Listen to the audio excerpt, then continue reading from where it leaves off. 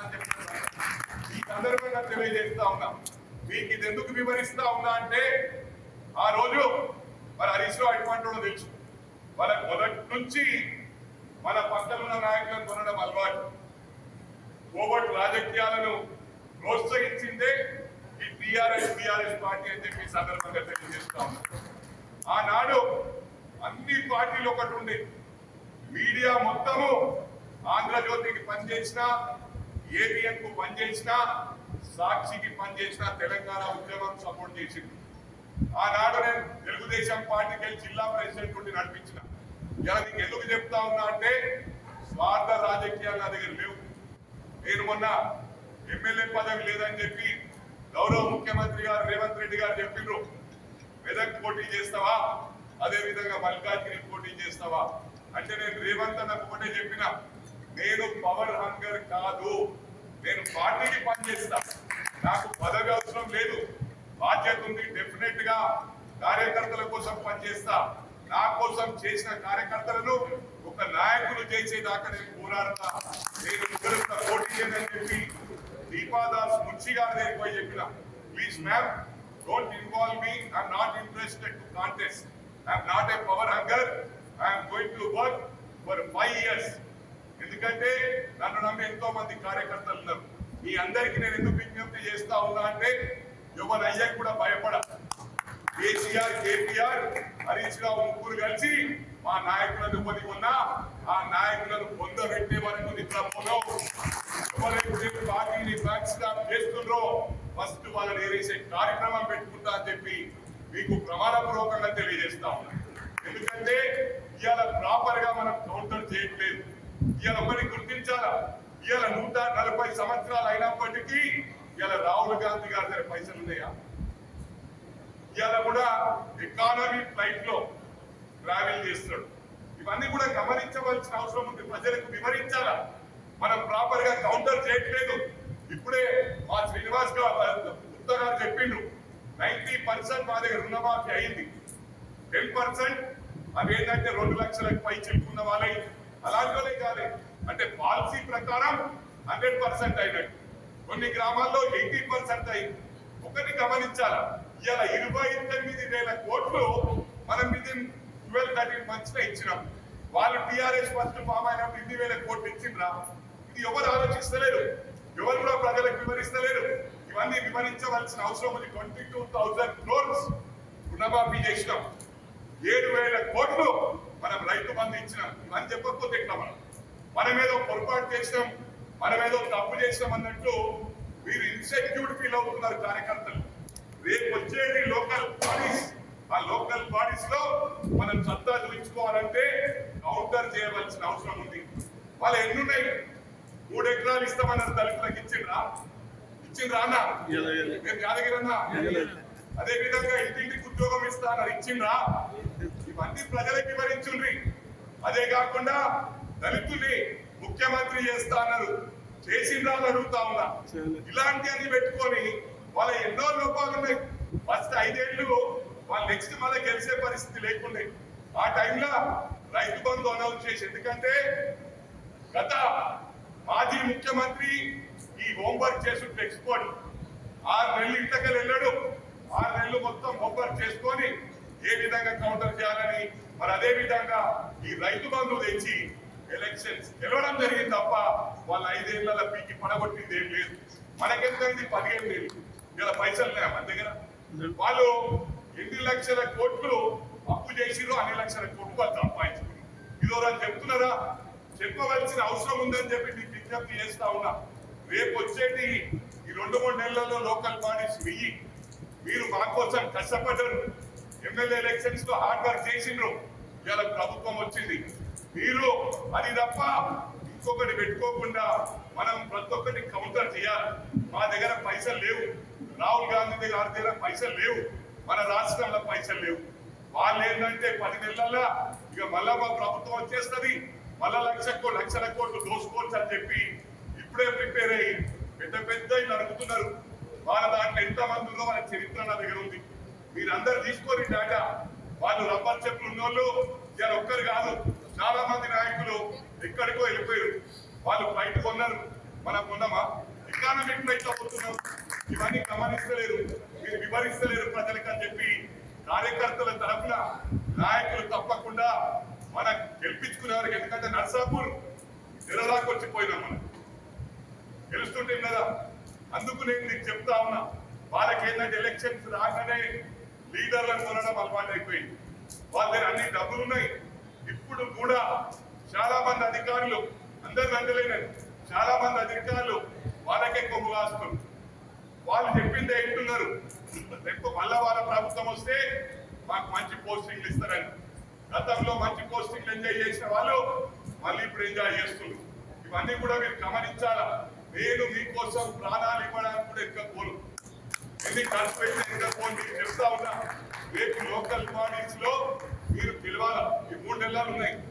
రేపు ఇబ్బందుల పాలు కాకుండా హార్డ్ వర్క్ చేసి ప్రతి విలేజ్ కు ఏదైతే మనకి కార్యక్రమం ఇచ్చిండో వెళ్ళి ఆ గ్రామంలో వివరించాలి. మనం తప్పు చేస్తే భయపడాలా.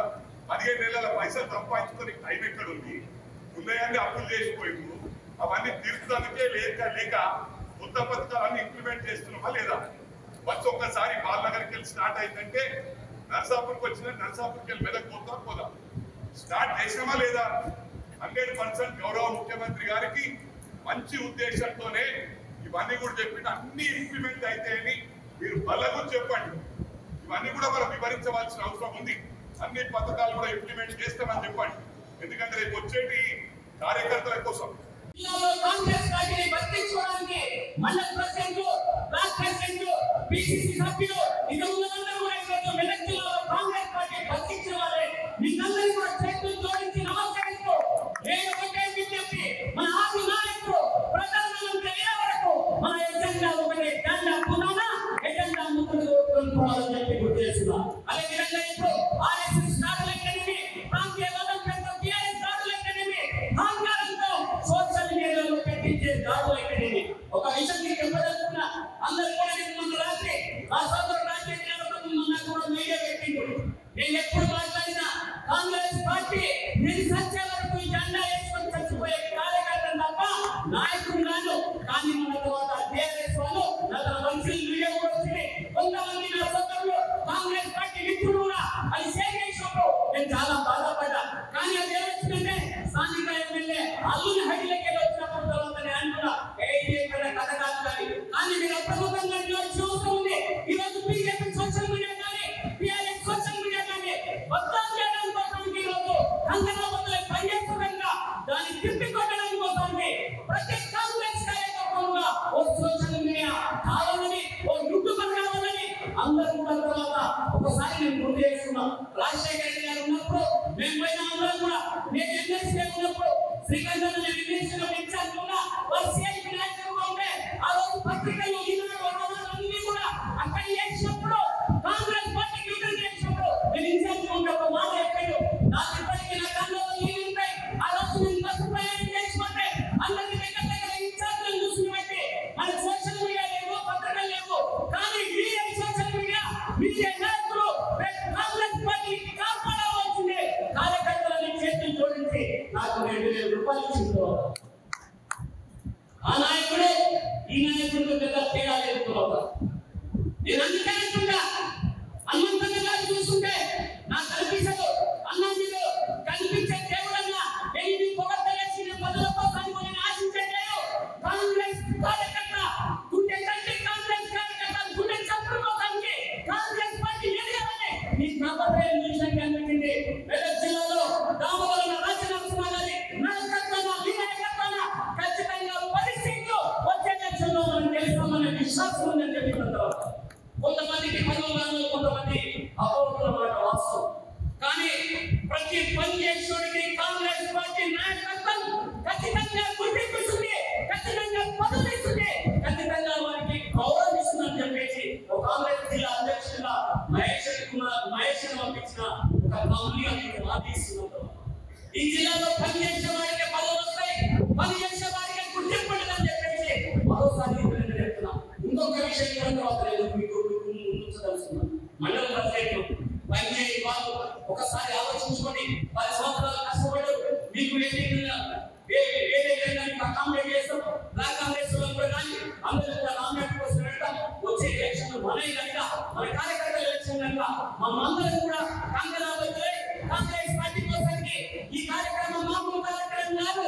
ఇది మన 6 గ్యారెంటీలతో పాటు మన యువ వికాసం, మన కాంగ్రెస్ కార్యకర్తలు ఏదైతే కష్టపడ్డారో వాళ్ళని గుర్తించి మనంతా యువ వికాసం ద్వారా వాళ్ళు చైతన్యించే కార్యక్రమం ఇల్లు ఇచ్చే కార్యక్రమం ఇది.